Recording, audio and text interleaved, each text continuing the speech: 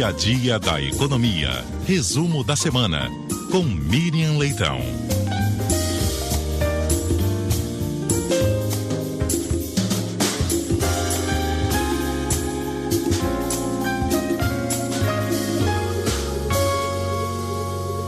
Miriam. Boa tarde, Sardenberg. Boa tarde, Cássia. Boa tarde, ouvintes da Rádio CBN. Estamos com Cássia Regina e Cássia boa Kiss. tarde, Miriam. E Cássia Kiss. Cássias, né? Cássia boa tarde, Kiss. Eu Miriam deixei Leitão. pro final.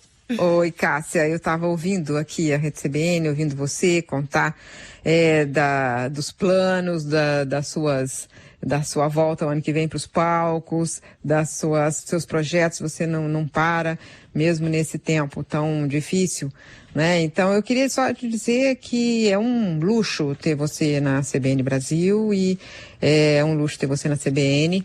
A CBN merece, né, essa visita, mas você queria deixar claro que eu sou também muito admiradora sua, da atriz que você é, da pessoa que você é, dos valores que você defende.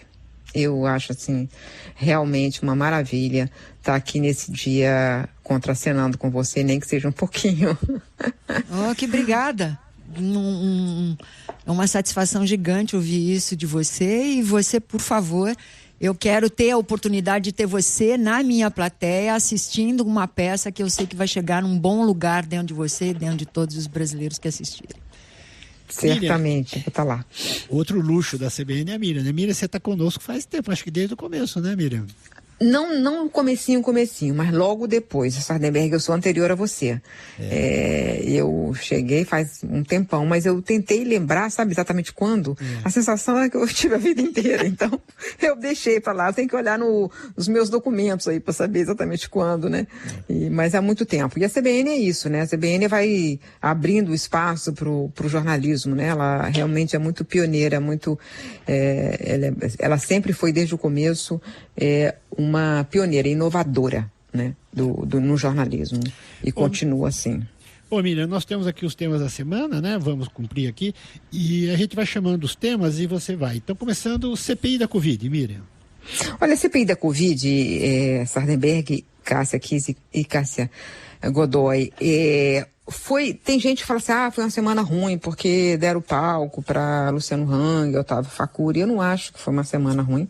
Eu acho que foi uma semana, primeiro, a advogada Bruna Morato, a advogada dos médicos que saíram da Prevent Senior, foi reveladora de tudo, uma coisa dramática, o que ela contou.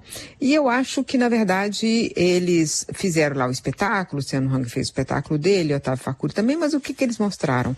Eles mostraram defensores de medidas que estão colocando os brasileiros em risco, como o Otávio Facuri ontem defendeu o negacionismo assim aberto, não máscara, não isolamento social, não isso, e não vacina, não tomar vacina, não deixa ninguém se vacinar. É tão velho isso, é tão reacionário isso, a palavra certa é reacionário. E, na verdade, eles deixaram várias pistas para mostrar como é que eles têm apoiado as fake news, estavam ali, fizeram ao vivo, né, fake news. E, além disso, o Otávio Facuri teve que ouvir ontem o discurso emocionado e emocionante do senador Fabiano Contarato, que é importante nesse momento em que há tanto retrocesso na nossa vida, inclusive tanto preconceito contra, no caso ali, era a população LGBTQIA+. E, então, acho que foi importante, ela tem sido importante, reveladora, Sardenberg. Mônica, a segunda... Miriam, desculpa, Miriam. Você sabe que muita gente me chama de Mônica? Por causa da sua irmã? Não, eu não tenho nenhuma irmã chamada Mônica. Não? Quem é a sua irmã? Quem é a sua irmã que é musicista? A minha irmã é Simone. Simone. É Simone. Simone Leitão. Mas, assim, não sei por que Miriam atrai Mônica. Isso já aconteceu muitas vezes, Cássia. Não se importe. Não, obrigada. Não. Me salvou, hein, Miriam? Miriam, vamos lá. Inflação. Inflação. Olha, a inflação está subindo muito. os números estão assustadores, e saiu o relatório do Banco Central, e o relatório do Banco Central, que no último relatório, há 3 meses atrás, eles imaginavam que a inflação desse ano seria 5,8%, eles corrigiram para 8,5%, inverteram os números. Então, isso para final do ano, sendo que no meio do caminho vai ter inflação ainda maior. Esse mês de setembro, o mês de setembro que acabou de acabar, a inflação foi a mais de 1%, então a inflação acumulada chegou a 10%. E quando atravessa o número 10, é muito perigoso. Então nós estamos vivendo num terreno perigoso da inflação muito alta, e ela está empobrecendo os pobres, como ela sempre fez. Cássia. E a gente tem uma outra questão também importante, né, Miriam, que é destaque nessa semana, que é a questão do desemprego no Brasil. Ao lado da inflação, acho que está entre as principais preocupações da vida real dos brasileiros, né? Exatamente, porque as duas coisas, uma piora a outra, né? Desemprego tira renda, inflação tira renda, né? E quando tira a renda dos mais pobres, é ainda mais dramático, né? Porque ela bate, todos os dois batem mais nos mais pobres. E o desemprego, saiu o dado, eles estão dizendo que é uma melhora, mas não é uma melhora. Caiu para 13,7%, 14 milhões de desempregados, quase 6 milhões de desalentados, que se somam a esses 14 milhões, ou seja, a gente tem 20 milhões de pessoas fora do mercado de trabalho. E o pouco que melhorou com o aumento da informalidade, que chegou a 40% da mão de obra brasileira, 40% da informalidade. E esse número que caiu, quando você compara com o mesmo trimestre do ano anterior, que é o trimestre terminado em julho, foi 13,8%, ou seja, é uma sazonalidade. Nesse período ela começa a cair, mas não tem tido mudança de patamar. O desemprego está num patamar muito alto, Cássias e Sardenberg. E Miriam, teve de novo o assunto diesel, gasolina, impostos, ICMS, o Arthur Lira botando a culpa nos governadores. Exatamente. E aí importante é esse ponto, né?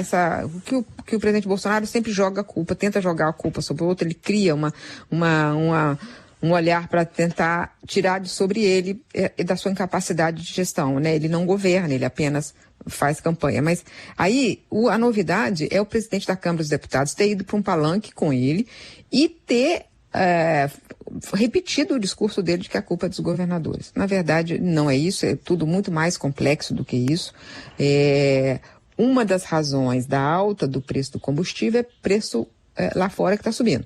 Nós temos uma crise energética no mundo também, mas chegou a $80 e tal, o barril do petróleo.